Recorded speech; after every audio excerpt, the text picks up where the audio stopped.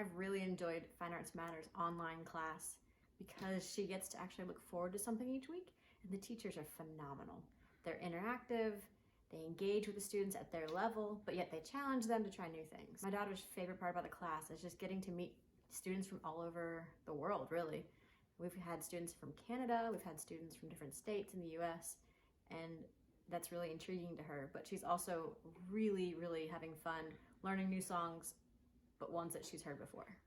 As a parent, I really enjoy her being engaged online for an hour each week, knowing that it's a safe environment, she's learning, and then she takes all the takeaway practice at home and can practice throughout the week before her next class. As a parent, I can also step away for a minute and get some things done that I need to get done while she's engaged. I would definitely sign my child up for another class because the teachers are phenomenal. She's learning quickly, having fun, and really looks forward to it each week. What's been your favorite song you've learned so far?